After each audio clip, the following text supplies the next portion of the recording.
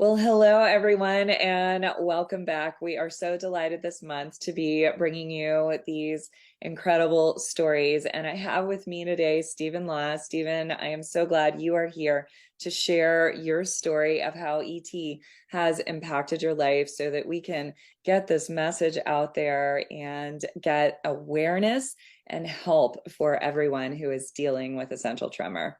So, Stephen, Thank you. welcome. Thank you, doctor.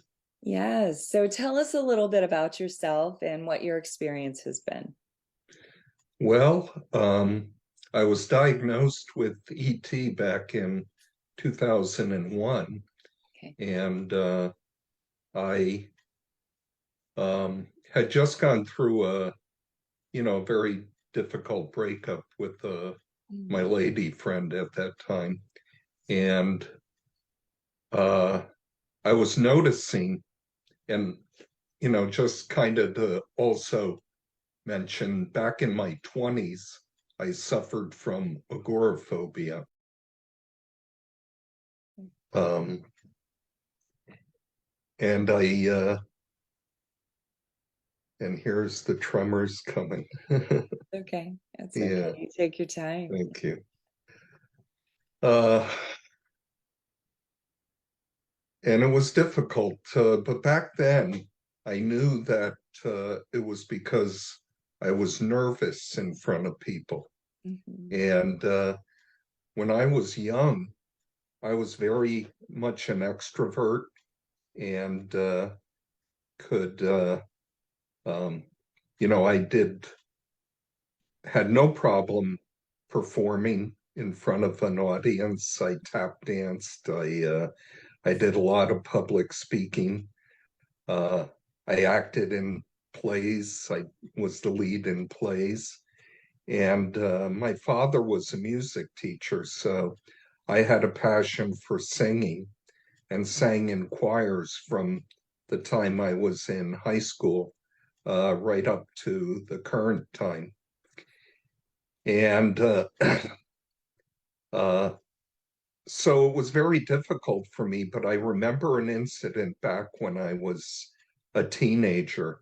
I was working on my vehicle, and the neighbor was over and my father, and we were looking at it. And the neighbor commented, he said, "Geez, I noticed your hands are shaking. Did you drink too much coffee today?" And I said, "No, I didn't." And I didn't think about it much after that.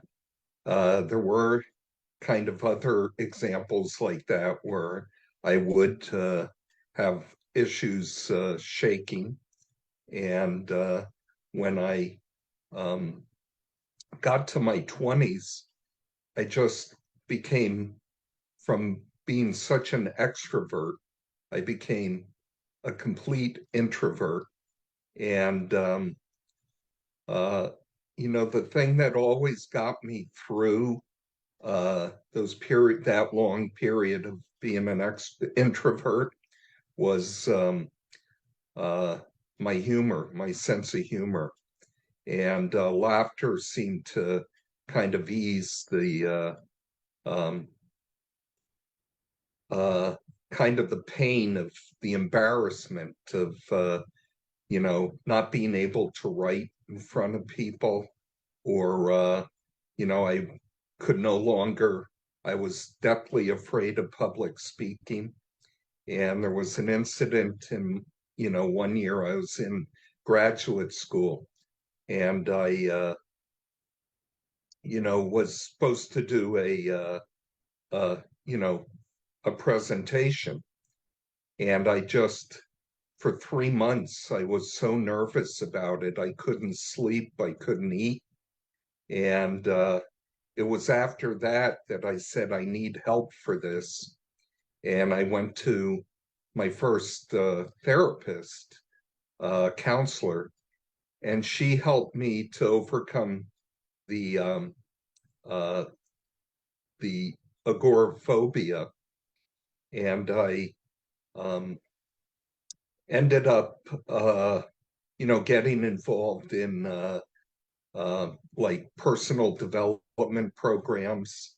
And I became very active in 12-step programs. And I got back to the way I was. I became an extrovert again. And, things were going great. I had a great career for 41 years as a regulatory accountant and as a consultant in regulatory accounting. And I, thought that, everything was behind me. But in 2001, after the breakup, I noticed that these tremors were coming back, but I knew it was different. And my primary doctor said he wouldn't refer me to a neurologist. I requested to see a neurologist, and he wouldn't refer me because he said, you're just upset because of the breakup. And I was fortunate that my counselor at the time did give me a referral to a neurologist. And it was at that time that I was diagnosed with essential tremors. And, but they weren't severe. Mm-hmm. For a couple years. I ended up moving from New Jersey to Ohio for my job. My company had merged. And when about 2 years after moving, in about 2003, I noticed things were a little more noticeable. And so the my primary doctor there referred me to a neurologist. And that's when I got my first medication, was propranolol. I was on propranolol for a good 15, 16 years. Mm. And then I I moved to Florida, and the primary doctor I saw there wanted to get me off of the propranolol because he said it can do some issues with your heart. Mm-hmm. And so he switched me to Primadone. Okay. And Primadone wasn't as effective as the propranolol, Mm-hmm. but I didn't want to go back to the propranolol if it was going to do any damage to my heart. Sure. So I've been on Primadone since. And I started to see a neurologist in Florida, and he put me on, he added Topamax. And this was right before the pandemic. And after about 5 or 6 months on Topamax, with the pandemic, my consulting, work dried up, and I went into a depression. And with the Topamax, I understand that it's also used as an appetite suppressant. It is, yes. So I lost my appetite, and I really just went into a deep, deep depression during the pandemic. And I noticed during the pandemic that the tremors got worse. Yes. And so for the last 3 years, I've been dealing with severe tremors. I moved to Delaware in 2021 to be closer to family because of my health condition. And I started to see a neurologist here. And she said, I don't think essential tremors is your primary issue at this point. There's something going on in your head, obviously. Mm-hmm. We need to get you an MRI. So I had an MRI done, and the MRI showed I had severe arthritis in my neck and a herniated disc. Mm-hmm. So my doctor said I would benefit from Botox treatments. Okay. And I had Botox treatments done once last May of 2022. And I did find a benefit out of having the treatment for about 3 months. And that's what the doctor said. Generally it lasts 3 to 4 months. Some patients, it'll last longer. A lot of your story with the medications, at least, is something we hear quite a bit of, and it's frustrating because you may find a medicine that helps, but then there's side effects that, based on whatever other health conditions you may be dealing with, you can't continue with that. But did the Botox that helped your tremors as well?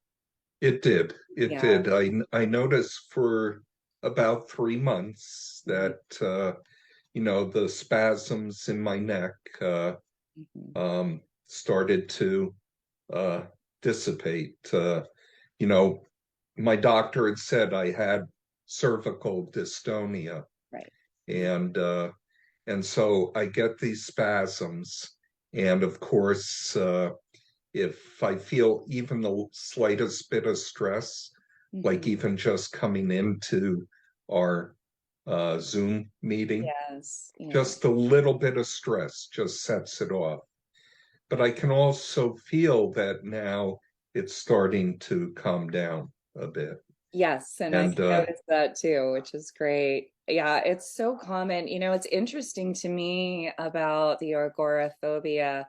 Anxiety and depression are very common. We see that as what we call comorbidities with essential tremor. So we see that happen a lot. So it's curious that you were very extroverted, in your youth, and then you went through this phase of anxiety where you saw tremors, but then were able to recover from that. Really, that's pretty amazing, and very much a testament to the fact that anxiety and depression really can make the tremors worse. And so as we can get treatment for those conditions, a lot of times that can help a lot with the tremors. And I'm just sitting here noticing you even now. You were definitely tremoring a lot more in the beginning, and definitely has calmed down. So it's amazing to see that, and it's amazing to see that the Botox has been so helpful to you. That is good, and I'm glad you finally. I know insurance companies can be difficult sometimes, so I'm yes, exactly, glad that got exactly. got approved for you. Yeah. What would you say has been one of the hardest challenges for you in living life with essential tremor? Well, definitely things that were my passion, like singing. Um, uh, I did. I was a little, kind of self-conscious when the choir director of our local church here contacted me and said, "Would you like to join, the choir?" And because I did put that was an interest of mine when I registered with the church, and but I said I've got to try. I can't give up. Um, because for so long I used to kind of isolate. I isolated a lot, especially during that period of um, agoraphobia. I stayed to myself quite a bit, and I didn't interact with neighbors, uh, and I wanted to, but I just felt so self-conscious because of the tremors. And But it did not impact my job. I think the work took my mind off of the tremors. And when I'm concentrating on something other than, the tremors, uh, I feel much better. I I did go back to the choir, and it was difficult for a while. And I have noticed that, you know, the quality of my voice has changed. I'm not as confident about singing as I was. So I'm hoping the Botox will calm things down so that I can be more self-expressed in my singing like I used to be.